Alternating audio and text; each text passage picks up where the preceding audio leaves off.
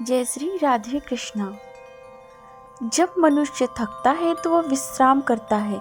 जब दिन ढलता है तो सूरज भी पश्चिम की गोद में सो जाता है।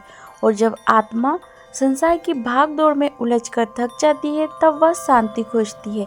और वह शांति मिलती है भगवान के स्मरण में, व्रत में, एकादशी में। एकादशी यह मात्र उपवास नहीं, यह आत्मा की प्यास बुझाने का दिन है। यह वह दिन है जब हम भीतर झांकते हैं, जब बाहर की भूख को रोक आत्मा की भूख को तृप्त करते हैं। यह वह क्षण है जब भोजन का स्थान हरि नाम ले लेता है और जल बन जाता है भक्ति का।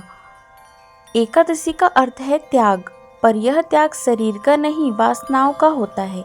यह दिन है अनुशासन का, संयम का और सबसे ऊपर समर्पण का।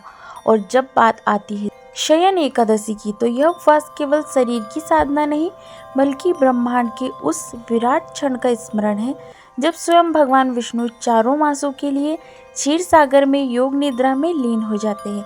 जैसे कोई राजा अपनी आंखें बंद कर सारा राज्य विश्वासी मंत्री को सौंप दे, वैसे ही श्री हरि अपनी आंखें मूंद लेते हैं और सृष्टि की सारी आशाएं भक्तों के जागरण पर टिक जाती है। यहीं से आरंभ होता है चतुर्मास, जिसमें व्रत, ध्यान, जप और सेवा को जीवन का मूल बना लिया जाता है।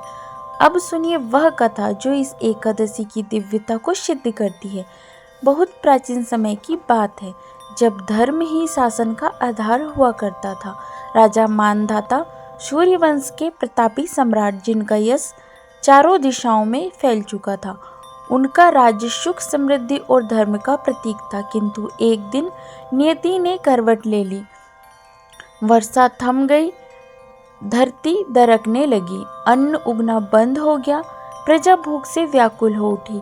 राजा का हृदय जोर जोर से धड़कने लगा, वह असहाय महसूस करने लगे। उन्होंने विद्वानों से परामर्श किया, किंतु समाधान कहीं नहीं मिला। तभी उन्हें बताया गया कि गर्भगिरी पर्वत पर तपस्यारत है महर्षि अंगिरा, वहीं जाकर उनसे मार्गदर्शन लेना चाहिए। राजा मानधाता बिना देर किए वहां पहुंचे। उन्होंने हाथ जोड़कर प्रार्थना की, गुरुवर, मेरी प्रजा संकट में है, कृपा करके कोई उपाय बताइए जिससे यह कष्ट दूर हो। महर्षि अंगिरा ने गहन ध्यान से उन्हें देखा और बोले, हे राजन, यह अकाल केवल प्रकृति की विपरीतता नहीं है, यह एक चेतावनी है। आपके राज्य में एक अधार्मिक व्यक्ति तप कर रहा है, उसका हृदय शुद्ध नहीं है, उसकी साधना भगवान को नहीं अपने अभिमान को अर्पित है। ऐसे अपवित्र तप से प्रकृति भी रूठ गई है। यदि आप चाहते हैं कि इस संकट का अंत हो तो आपको शयन एकादशी का व्रत करना होगा। यह व्रत न केवल आपके दोषों का नाश करेगा बल्कि आपके राज्य को भी संतुलन देगा। शयन एकादशी की कृपा से समस्त बाधाएं शांत हो जाएगी। राजा मानधाता ने आदर्श पूर्वक आज्ञा मानी। उन्होंने पूरी श्रद्धा और नियम से शयन एकादशी का व्रत किया। दिन भर उपवास, रात्रि में हरि का नाम का कीर्तन, दीप और धूप से भगवान की आराधना। और द्वादशी के प्रातः काल जब सूर्य निकला तो आकाश में बादल घेर आए। वर्षा की पहली बूंद सूखी धरती को चूमने लगी, नदियां पुनः बहने लगी, धरती ने हरियाली ओढ़ ली और प्रजा ने हर्ष से नृत्य किया। ऐसी है शयन एकादशी की महिमा। यह केवल व्रत नहीं, यह भगवान के साथ आत्मा का मौन संवाद है। जब भगवान योग निद्रा में जाते हैं तो हमारी भक्ति ही उनका पहरा बन जाती है, हमारी आराधना ही उस सोई हुई दिव्यता को आलोकित करती है।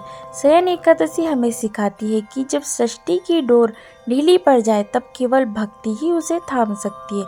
तो आइए हम भी इस दिन को साधारण ना माने, न केवल शरीर से उपवास करें बल्कि मन से भी वासनाओं का त्याग करें। भगवान के विश्राम में हमारी जागृति ही सबसे बड़ी सेवा है। हर एक जप, हर एक ध्यान इस रात्रि को शुभ बनाता है। और जब भगवान निद्रा से जागे तो पाए कि उनके भक्त सच्चाई, भक्ति और प्रेम में लीन है। यही है शयन एकादशी का संदेश। धन्यवाद। जय श्री कृष्णा। यदि आपको वीडियो पसंद आए तो लाइक कीजिएगा, शेयर कीजिएगा और चैनल पर पहली बार आए हैं तो चैनल को सब्सक्राइब कीजिएगा।